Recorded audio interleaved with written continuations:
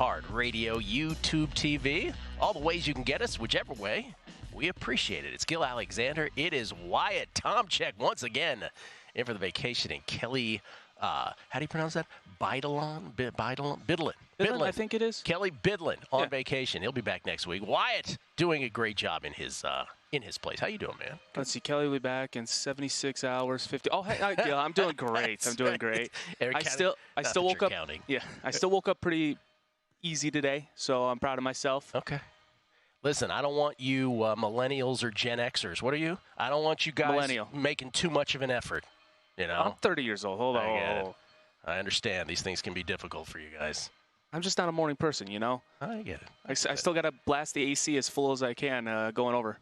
Bro, first of all, it's NBA draft morning.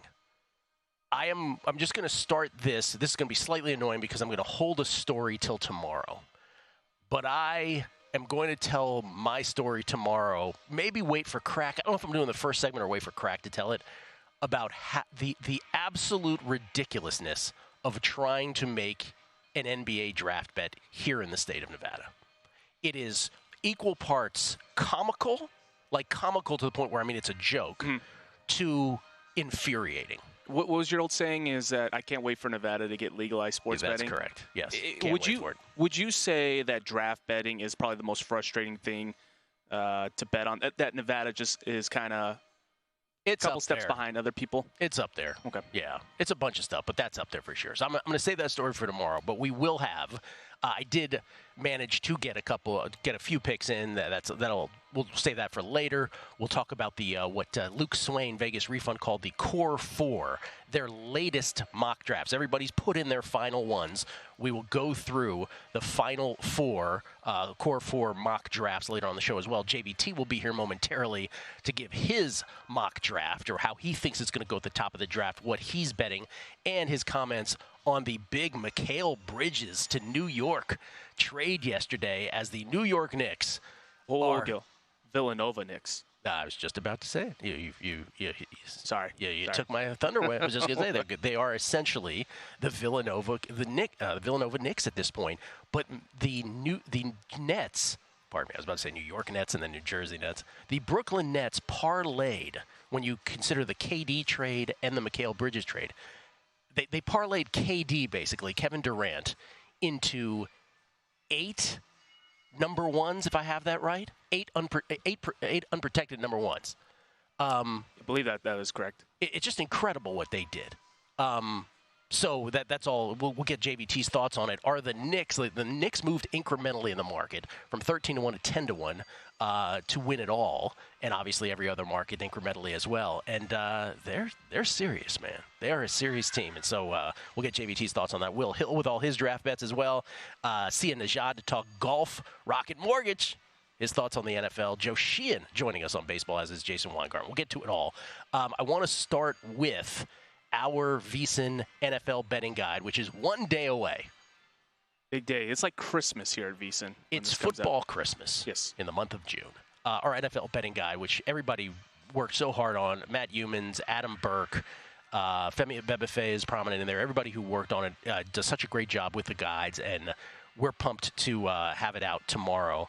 And just one of the things that we all participate in, and by the way, apologies to Adam Burke, because I'm always like the last guy to check my email to do this, but we have our grid that we do every year of who we think 21 different VSiN folks were in this. 21 different VSiN personalities picking who they think is going to win each division, who they think is going to be the 3 wild cards per conference, who they think is going to win each conference, who they think is going to win the Super Bowl, in addition to awards, which we might wait for tomorrow. But so I look at the grid, and every year I sort of do a little bit on not giving away everything, because I want people to buy the guide and see this, but I just do a little quiz with my producer as to certain things about that grid. So 21 VSiN personalities. I'll do it with you, Wyatt, if you will indulge me here. What division? It's actually divisions because it's a tie. Which 2 divisions do you think had the most consensus in terms of who they thought would win the division? This is a pretty easy one, I think. I think I'm going to go with NFC North. You think that had the most consensus? Yes, NFC North. Oh, man, you're going to get me on this one here. Ooh. We're thinking NFC and AFC North? Incorrect. Dang. And I'm a little disappointed in your choices. The AFC West with the Kansas City Chiefs. That one I can give away because most people would figure that's who would have. And then tied with that would be the NFC West. So there's the AFC West and the NFC West. Those had the most consensus. I won't give away what the outlier was in each. You'll have to buy the guide and see. But those I don't think is as big of a surprise. But if I asked you, which two divisions do you think were the most split in the middle? That of the 21, instead of, because the ones that I just mentioned, 20 of the 21 picked the same team in both the NFC West and the AFC West. In these two divisions, it was a 10-10-1 split. Which two divisions might you think that would be? So don't hate me, but I definitely mixed up your questions. This is where I'm going to go with the NFC North and the AFC North. You're correct on the AFC North. Okay, we'll go NFC East because I think it's the fact that we haven't had a repeat winner in since like 25 years. It's actually the AFC North is the one. There's ones that are close to that, but the AFC North would be the only one. So it's 10-10-1 in that one, and one person was the outlier with his pick. I won't give his pick, but that person would be Mike Somich. He had an outlier in there. Okay. Co-host of The Handle. Okay, and here's one more question then. Which divisions, plural, two of them, which do you think represented the most differentiation in picks to win that respective division? In other words, it was all over the place. Which two divisions? This is from the grid of the VSiN guide, VSiN NFL betting guide, out tomorrow.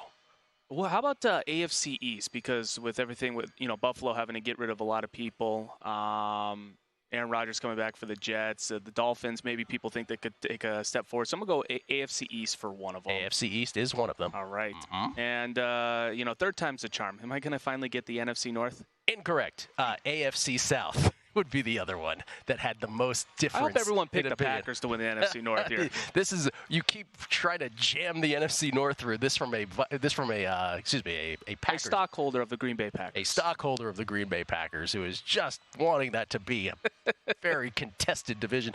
It's like when you're in class, you don't know the answer, so it's like, you know what? Yeah. C never lies. Just a couple more of these because I don't want to get, obviously, people and everybody who wrote, I can't wait to read everybody's articles on each division. The only division that I'm like really solid on currently in June for me personally is the NFC East. So I'm anxious to talk to. Which Zach Cohen wrote about the NFC, so we can go back and forth on that tomorrow.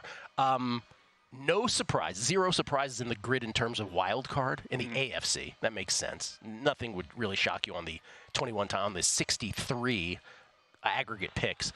In the NFC, out of the 63, I would say there are 4 surprises. 4 total surprises.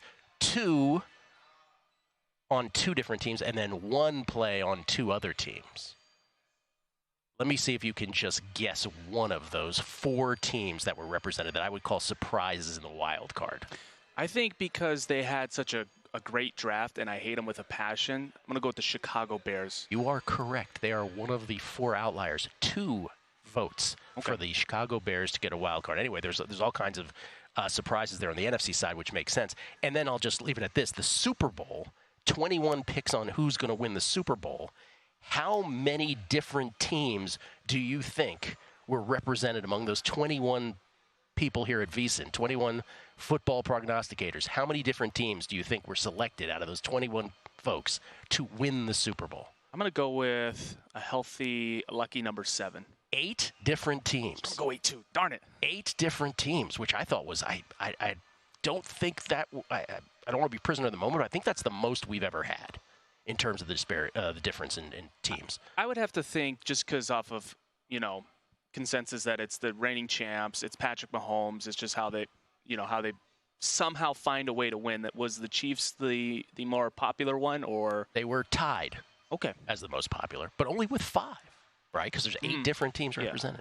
And then real quick, got to update our Astros 25-1 to win the month of June. I know we had a bevy. I mean, we had an army of folks who were riding the March-April Guardians. We had fewer folks, just a little fewer on the Guardians in May. I think there's I would estimate half are on the Astros with me at 25-1, as we're on the Guardians back in March, April. Astros win last night. They beat the Rockies 5-2. They do not run up the score, but they win. And so your current Major League Baseball June wins rankings headed into the final 5 days. Right now, the New York Metropolitans, if the month were to end tonight, which it doesn't, Wyatt, this just in, but the New York Metropolitans at 14-6, right now in the lead by tiebreaker rules at Circa. The other teams with 14 wins, the 14-7 Astros in second. Keep in mind the Mets and the Astros. The Mets had the fewest games scheduled in the month of June. The Astros had the second fewest, and they are 1-2, and they meet in a 3-game set this weekend at Citi Field. It could be for all the marbles. We'll see. So it's the Mets 14-6, the Astros at 14-7. Both the Dodgers and Red Sox, it's also Dodgers, Red Sox, and Diamondbacks, the three of those teams, all at 14-8. The Red Sox were on top before yesterday, before they lost to the Blue Jays. As far as our Astros bet heading into the game against the Rockies today, which is an afternoon game in Houston, Astros big $2 favorites once again. The Astros do not control their own destiny, even though they play the Mets. There are still 3 teams that they don't control the destiny over. That's the Cardinals, that is the Diamondbacks because of the extra games, and it's kind of 2.5. The Guardians would have to beat them in run differential. Good position. We shall see. JVT next.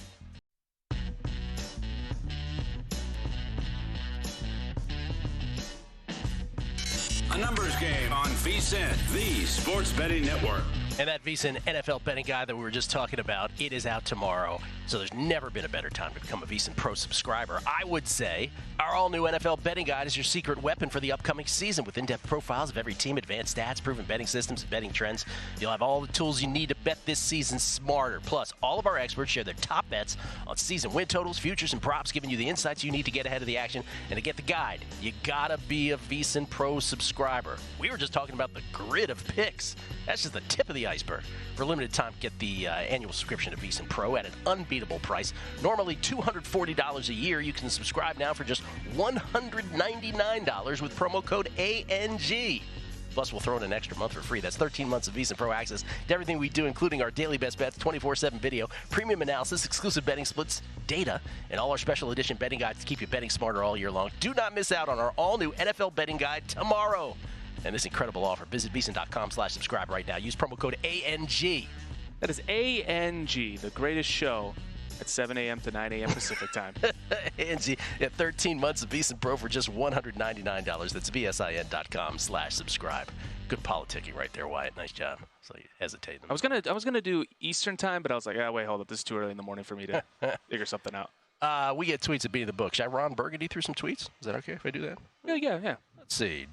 Sean Fox plays. As the Nets signaled they are in full tankathon, they sure are. For Cooper Flagg or Ace Bailey, does the league allow a big market club to tank for 82 games? Where does Cam, I think you have a, where does Cam, I don't know what he's saying here. When do season win totals come out so I can take the under before those dominoes fall? Yeah, NBA season win totals out earlier and earlier, and I wouldn't be surprised if DraftKings would be the first to have them. Jesse Welch, 2 draft questions. I know ZR, that's Zachary Rissache, as Luke Swain called him, ZR, refused to work out for the Hawks, but is it not impossible he could still go first overall?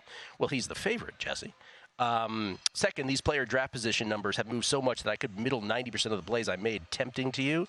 Yeah, if you're constantly watching them, you absolutely could. Of course, you don't know that in advance, but yes, that is often a tried and true strategy for many, and that's how it often works out. Brian M. B. Moranian, he says, pretty sure Samich gave out his pick on sharp money for AFC North earlier this week. Okay, that's very possible. I just didn't know that he did that. But he would be the one outlier in the AFC North. And then Jason Stark just commenting on Paul Carr's fine performance in soccer yesterday. I think he hit both the England bets, if I'm not mistaken. So good on Paulie for doing that. Do we have the great Jonathan Von Tobel? We do have the great Jonathan we do. Von Tobel. At MeJVT on Twitter. He's our senior NBA analyst and, of course, the co-host of VSiN Prime Time weekdays here at the network. How you doing, JVT? I'm good. I'm excited. I can't wait to see what this draft is going to bring. Gil, I have I have so much closing line value in all the props that I have, so I cannot wait to hit probably 0 or maybe one of them. What could possibly go wrong? Before we do the draft, give me 30 to 60 seconds on the Mikal Bridges trade. Your reaction? Yeah, I think it's a lot to pay for a guy like Mikal Bridges. He's very good, but he's not like star-level dominant player, so it is quite the haul for him. At the same time, if they get OG Anunoby back and they re-sign Isaiah Hartenstein, then this team's going to be arguably the second-best team in the Eastern Conference. So, if you give yourself a puncher's chance in a series with the Boston Celtics, you can't really ask for much more than that. So I think it's really dependent on if they get OG and Isaiah Hartenstein back. But if you're bringing both of those guys back, I really like what this team can do in the Eastern Conference. And at the very least, I think I'd be going into that this season with them as the second best team in the East. And there, by the way, are the details. Mikal Bridges and a 2026 second-round pick to the Knicks for Bojan Bogdanovic, 4 unprotected first-rounders in 2025, 27, 29, and 31. We're already talking 30s. My goodness. 2025 protected first-round via the Bucks. 2028 unprotected pick swap, and a 2025 second to boot for a guy who averaged 19.6 points a game and joins his old Villanova teammates. 3 of them over there with the Knicks. Okay, NBA draft. You did a great thing here. You had a mock. Then with each player, you had different ways to bet, and then your best bets. Let's just start at the top. How do you think this goes at the top? So I find myself getting increasingly stubborn here. So I am going to stand pat, and I'm going to say Donovan Clingan is going to be the first overall pick. Wow. In talking with people and looking at everything, Gill, it was a great point that was brought up by Matt Moore of the Action Network, and I was talking with him, and we had him on the show yesterday, which is we have all this smoke around the Hawks and Clingan, and the fact that Quinn Snyder wants him. He's the archetype of a player in Rudy Gobert that he has played with over there in Atlanta. The coaching staff desires Donovan Clingan. And yet every time it's like, well, but do you want to take him first overall? And then all of a sudden, when the information comes out that Zachary Risacher is the apple of the eye of the San Antonio Spurs, guess who all of a sudden wants Zachary Risacher at the first overall pick? It's the Atlanta Hawks. So I'm going to stand pat, and I'm going to say, you know what? He makes positional sense. It is a team that fancies himself as a playoff option. They would rather go in the direction of a guy who's got a really high floor. I think Donovan Clingan is going to be the first overall pick. John, do you think that the Hawks obviously won the lottery with really long odds? Do you think they were so surprised they won that it sent them into a spiral? Like, what? We have no idea what we're going to do. And to this moment, they might not still know what they want to do? They might not. It sounds like, too, ownership is one of those where they might come in and be like, no, we want player X. So that's going to be something that maybe changes things at the last second. And maybe it's neither Risacher or Clingan then because of what happens there. But it does get the sense that, or it's one of those where it's like, sweet, we got the first overall pick. Oh, but nobody really wants to trade up for that first overall pick because this draft is viewed as weaker and with a lot of developmental pieces, not really worth doing it. And so they're stuck between a rock and a hard place. Okay, so you're standing firm on Clingan. You made a couple bets, 12-1 and 11-1 for Clingan to go at number 1 in this draft. So if Risacher does not, where does he go, and what did you bet? So I do have a ticket on Risacher to go 4th overall to the San Antonio Spurs. So my thinking here, Gill, is so if Clingan goes number 1, we know at this point that Alex Sarr is going to go number 2. He has tanked his position so that he can go number 2. He wants to go to Washington, so that's going to be the case. The wild card is number 3 because we don't know what Houston's going to do there. We don't know if they're going to trade that pick, if they're going to make it. If Houston makes it, it sounds like it's going to be Reed Shepherd by all accounts. He is about a $2 favorite to go 3rd overall, and that would leave the San Antonio Spurs sitting at 4 when their guy falls to them in Zachary Risacher. So I did add Risacher at about 15-1 to go 4th overall there.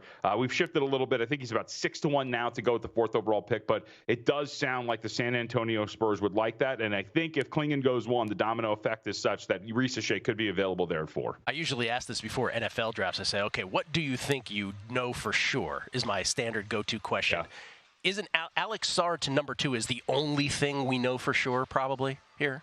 Yeah, I think that's a really safe bet. And I feel like I feel like we know that the Rockets will will take Shepherd if they make the pick. And that's the big if, right? So we don't know if they're going to be there, but all signs point to, okay, if we're stuck here, we'll take the Kentucky guard who can shoot and can sit behind Red Van Vliet for a little bit. But that's, you have to get one part there before you can get to that other part, which is they have to make the pick, and we don't know if that's going to happen. But for sure, Sarr, that seems to be not a lock, but as close as you can get to certain when it comes to an event like this. You also bet the number 5 pick.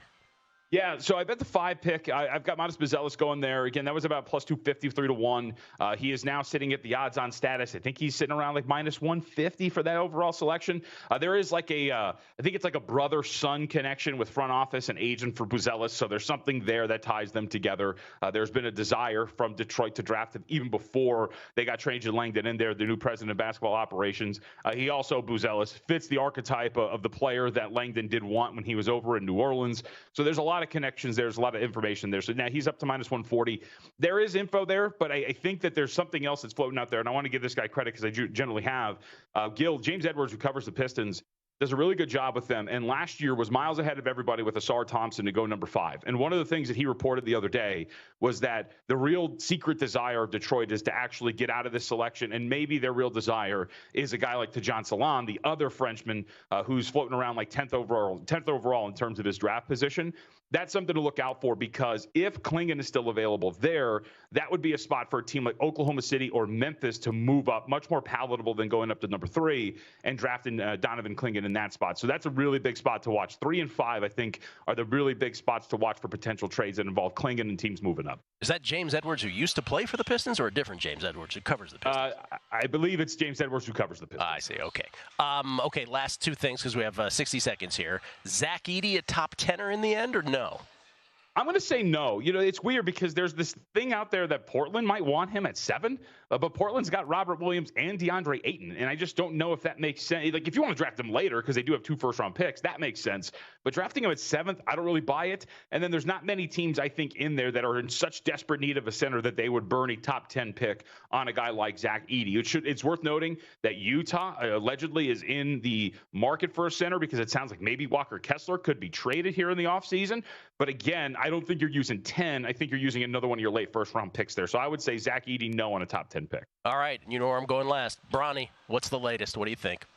I mean, it's hard not to just say he goes 55th, right? I don't think the Suns are going to spend a first-round selection on him. He hasn't worked out for any other team.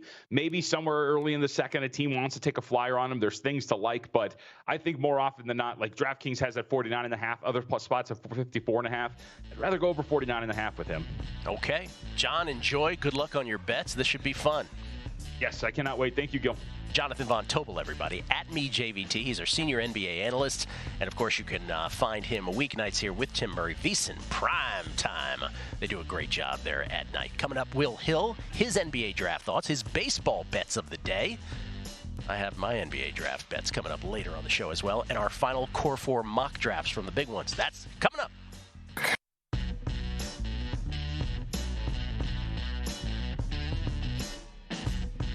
A numbers game on VSiN, the sports betting network. Back on a numbers game, live from Bar Canada at the D, downtown Las Vegas. Don't forget to check out our website, vsin.com.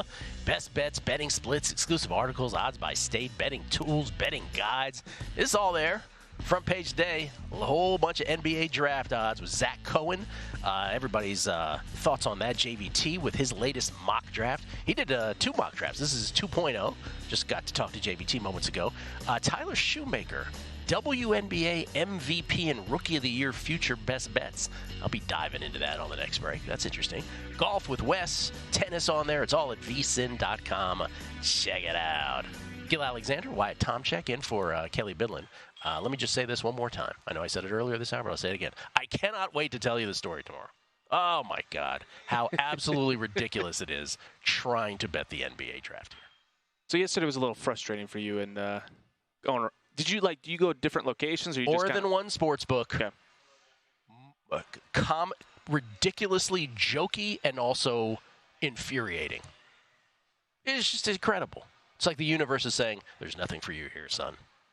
It really is. It's just incredible. It's like what we were talking about yesterday. It's also, you're frustrated trying to find a bet, but it's also some of the apps that we use. It's like they crash every 2 minutes. Bro, that's part of it too.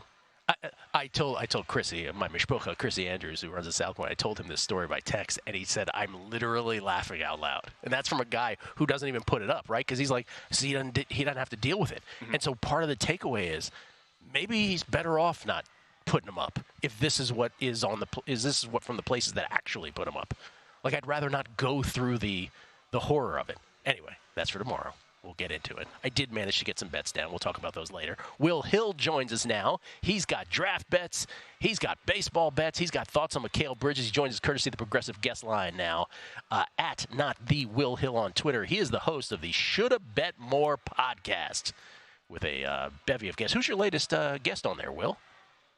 Somebody you may have heard of, one Drew Dinsick. I heard him on a numbers game, and I just wasn't happy with the way he was being interviewed. I said, I need to take care of this. I got to have him on and do it the right way. So that's interesting.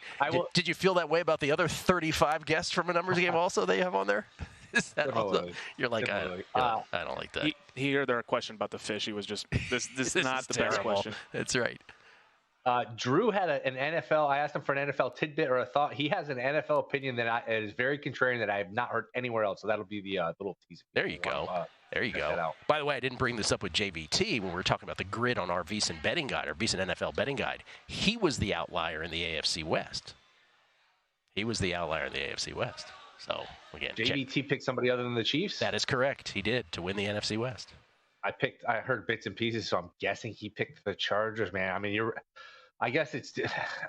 at some point they're not going to win it. It's been basically like a decade of this. I would think it would take them a Mahomes injury. I mean, at some point maybe they just don't fire and have a bad year, but I don't know. I kind of have to see it to believe it. You're with us to talk football tomorrow, right? So I won't ask you any football. Sure. I won't ask you any of your outlying football thoughts yet. We'll save those for tomorrow. But let's talk about let's talk Mikal Bridges. You have thoughts on this?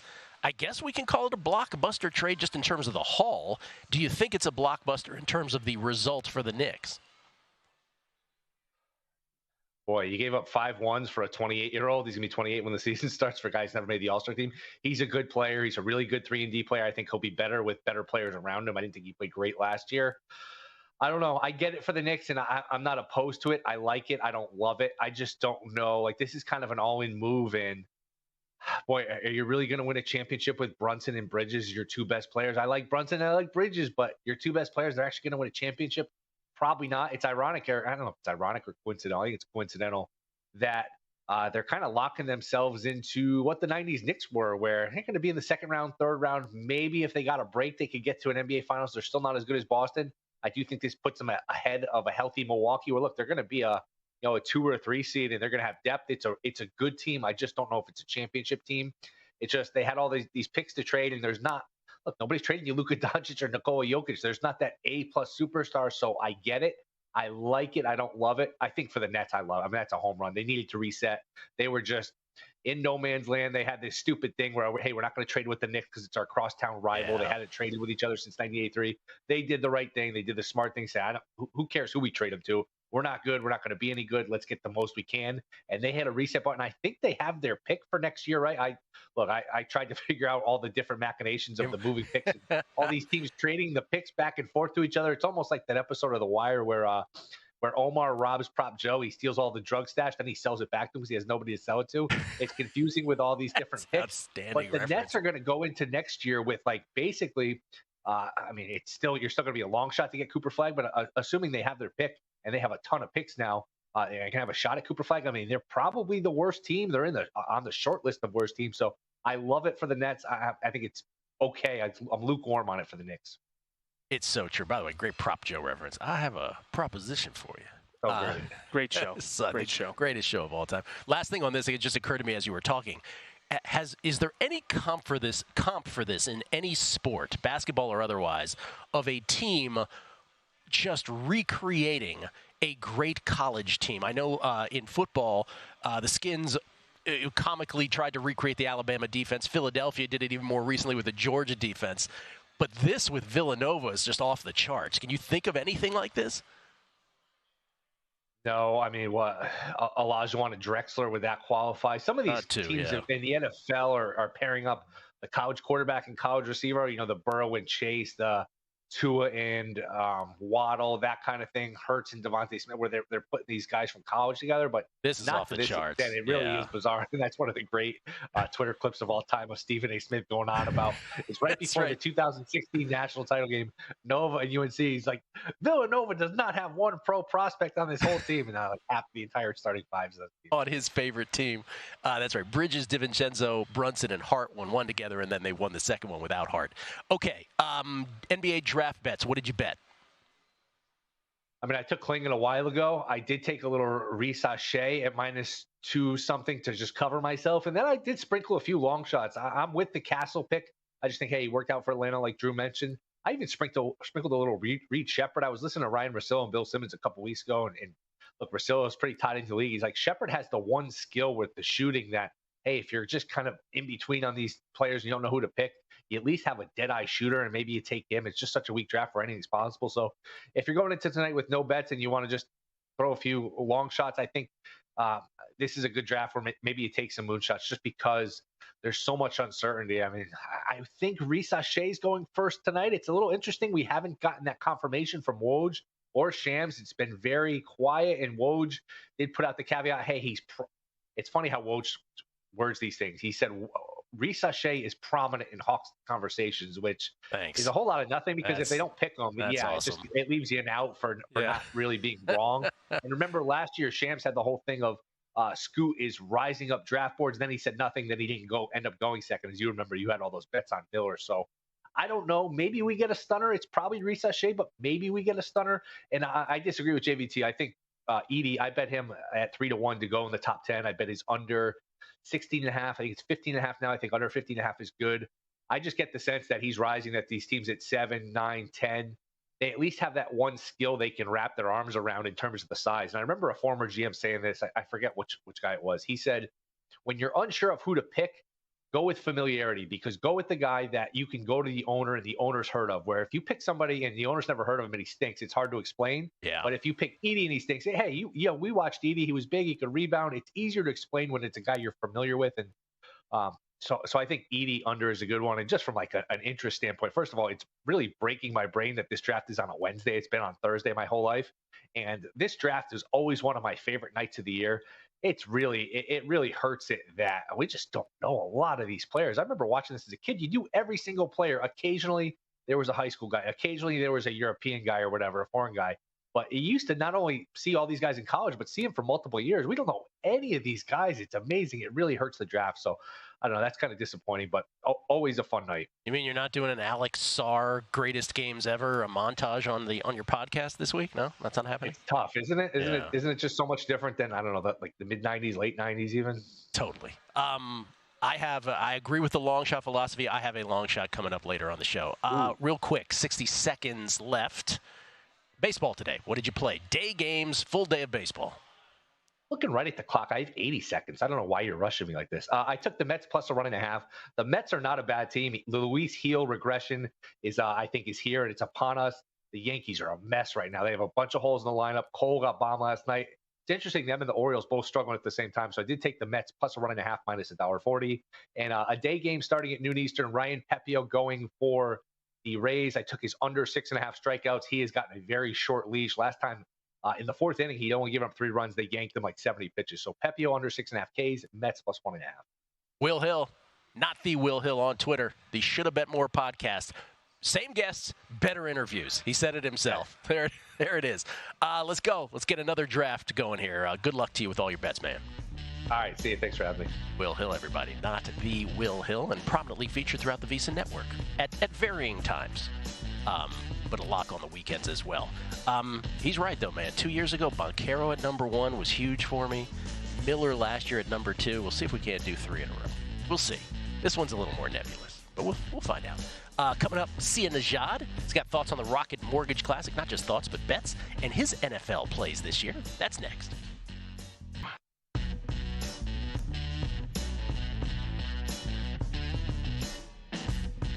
A numbers game on VSiN, the sports betting network. We've talked about it a few times already today, but our all-new VSiN NFL betting guide drops tomorrow. We want you to be hip to this. It's packed with everything you need to dominate this NFL season. In-depth profiles of every team, advanced stats, proven betting systems, and proprietary betting trends that you will not find anywhere else.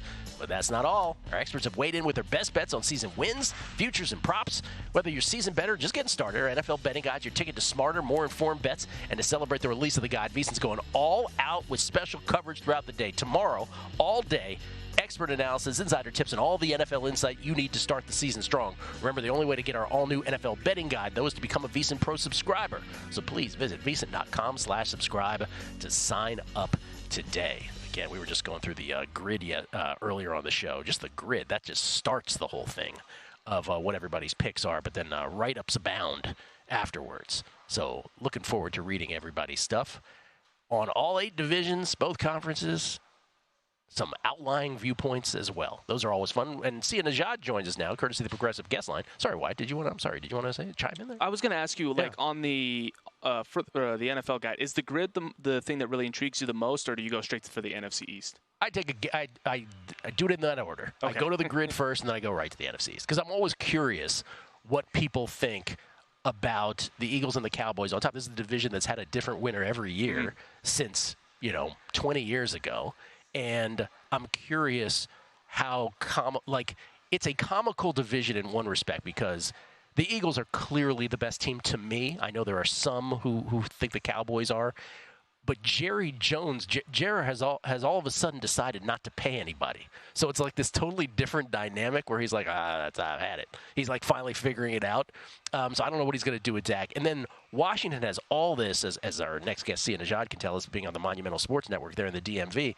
Washington has all these different patchwork coaches and front office now. And so you just hope the kid, Jaden Daniels, doesn't get killed. Mm-hmm. And I think they have the widest spectrum of outcomes of any team in that division. And then the Giants might be worse than last year. And Brian Daboll, who got Coach of the Year, and I was just absolutely out of my mind that he got it, because I thought he got credit for all kinds of random good fortune stuff that happened to the Giants inside the red zone, and he got all the credit. I think he could be out of a job after this year. I really do. Anyway, that's my NFC. That's my NFC East write-up, not in the betting guide. Sia Najad joins us, at Sia Najad, SIANEJAD, on Twitter. Again, the Monumental Sports Network is where you can find him. A resident of the DMV. Talk Rocket Mortgage and NFL with us. How you doing, Sia? I'm so excited to talk NFL, at all times. My adrenaline. First of all, I should point out 2 things. One is, and I know we'll talk NFL a little later, but Eagles at plus 105 to win the NFC East. I really do think you can book that again. We can talk about that later. But we are Trent Williams days away from NFL kickoff. And if you're a Washington purist like Gill and I, maybe Charles Mann should have been the number or the player or the jersey we should have given. It's right around the corner as far as I'm concerned. He's talking about 71, people. By the way, that's how I remember everybody's phone numbers or anything. I just put it to old Skins uniform numbers. But mnemonic tactics is what that is, Wyatt. Mnemonics. And that's how I can remember phone numbers forever. It's just or a code, whatever. It's I put 3 old Skins jerseys together. I don't want to give up. I don't want to give up my codes for stuff. Yeah, you do that too, right? Yeah. Yes. We might be on. I kind of do that for Packers stuff too, for codes of my iPhone and whatnot. So if anyone wants to hack my iPhone, just find legendary quarterbacks for the Green Bay Packers. Lynn Dickey, everybody, prominently featured in there. Okay. Let's start with. We'll get to football. Let's start with the Rocket Mortgage Classic. And before we get to the Rocket Mortgage. Did you have Scotty this past week, and what do we do about Scotty at this point? Specifically with an eye towards the Open Championship, which the consensus feels like, the consensus golf expert feels like, what I'm getting from them is, but it's a links course, so I'm not so sure this is Scotty's. It's a good point. I mean, every time we make that argument, Scotty tends to do really. I think we lost Sia right there in the middle of that answer. Let's see if we can effort him back. Scotty has just been he has frustrated golf bettors to no end. Just knocks you right off the air. Listen, I have bet a little Scotty every time, no matter the number. It's brain dead. I'm in this brain dead stretch right now where I bet Scotty brain dead every tournament that he's in. I was mentioning with the Guardians bets and with the Astros bets, brain dead. I never bet baseball that way. I'm in a Fangraphs page. It's worked out well. Sia Najad back with us now. Sorry about that, Sia. You were saying about Scotty. No, we don't have Sia back. Oh, sorry. I'm sorry. He's still searching. So I saw the video. I thought it was good. I got a little too excited there for you, Gil. That's all right. That's okay. So it's just this weird mode that I'm in that I'm almost embarrassed by, where I'm just just going to bet last night, Astros first 5 run line, Astros full game run line, and it's just because I have the initial handicap before the month, and they've ended up being good handicaps, those have worked out as well. So it keeps me away from daily baseball betting, but allows me to have action at all times. Sia Najad, do we have him? Sia, hello, are you with us? Yes, I'm with you. I'm not sure what happened there. I apologize. It was your passion. Yeah, it was your passion that was too much. To be honest with you, the whole Scotty Scheffler issue, it is such a turnoff, which is exactly what happened here with my mic. It's hard to bet golf right now. I mean, it just truly is. And I think, and I've been on this show before, I mean, just a few weeks ago, maybe it was a couple months ago, where I was like, hey, let's start betting the without Scotty Scheffler market. When it comes to the Open Championship, there's a couple long shots I would probably consider, or maybe even like a long shot. I'm talking like Tyrrell Hatton at 40-1, for example. But it's tough to bet this Scotty Scheffler market. He's too good. And what I was trying to say before is with the mallet putter, this putting has really come around now. And now we're at a place where we know the ball striking is going to be good. And there's a really good chance the putting is going to be good. Now, granted, you got the live people back when it comes to these majors. So it does factor in a little bit extra versus these signature events that don't have the live guys back. But I'm not betting Scotty, but I'll bet him in the without Scotty Scheffler market. All right, Open Championship coming up, but not before the Rocket Mortgage Classic this week. Tom Kim, who Scotty beat in a playoff this past week at the Travelers, he is the short shot at 12-1. Cam Young, 16-1. Everybody else 20-1 or longer. Who'd you bet outright here, Sia? So I think this tournament lends itself a little bit to some long shots maybe winning. And the reason I say that is because it's not your classic like ball strikers course where a guy like Tom Kim can really separate himself.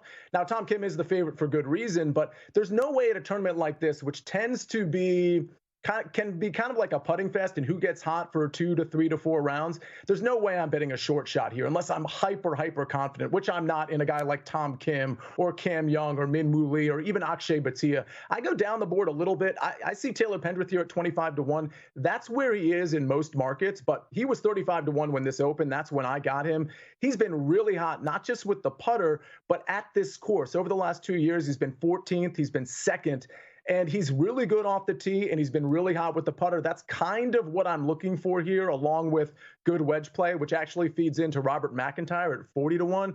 That's I basically have two outrights here. And it's those two. Both guys are good off the tee. Both can get hot with the putter. Robert McIntyre has some issues with the approach play, but his wedge game, which is going to be important here, is actually pretty decent. So 40-1, 35-1, that's kind of the wheelhouse for this particular tournament. When you don't have Scotty, when you don't have Xander, when you don't have Cantlay and guys like that, you can afford to go down the board a little bit. Taylor Pendrith, then you bet other ways as well, including a top 30. That's right. I like Taylor Pendrith in the top 30 market along with Aaron Rai and Thorbjorn Olesen. Olesen's kind of an outlier in this group. He's not necessarily great off the tee. Approach play and putting, he's been really good there, and he's just very under the radar. You look at his finishing positions, he's been pretty good. As far as Aaron Rai, he's not great with the putter, but he's excellent everywhere else. So I don't like Aaron Rai as an outright because I don't think he can close with basically a neutral to negative putter, but top 30 is very comfortable for me at -115. By the way, that Olsen number +190. But as far as Pendrith is concerned, he'd have to have a bad tournament. He's been really hot. He's won already on tour this year. He'd have to have a bad tournament to finish outside of the T30. So I have him outright, but if he doesn't win the outright, I don't mind paying the -125 for T30. Yeah, and first round leader, which you're known for with your golf bets, some familiar names that you've already mentioned, Pendrith, McIntyre, Olsen, among the handful that you've done for first round leader. That's right. Again, a lot of these guys are in the morning tee time, but I don't know that the morning's going to have like the typical advantage that they normally do with the wind and the weather. So if a couple of these are in the afternoon, but either way, Pendrith and Robert McIntyre, these guys can pop for a round. We actually saw it last week with Taylor Pendrith, who's surprised. He was one of my first round leaders. I was on this show. I talked about it.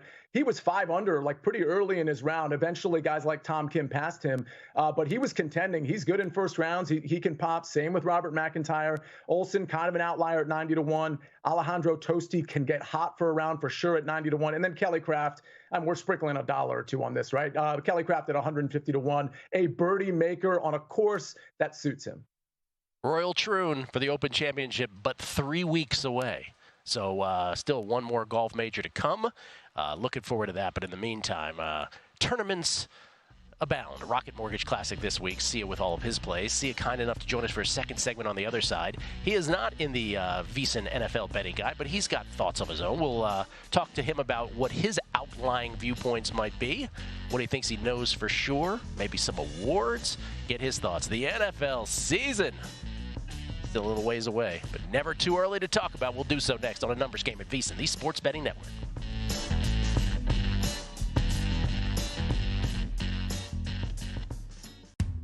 This is VSiN, the sports betting network. We are a network of sports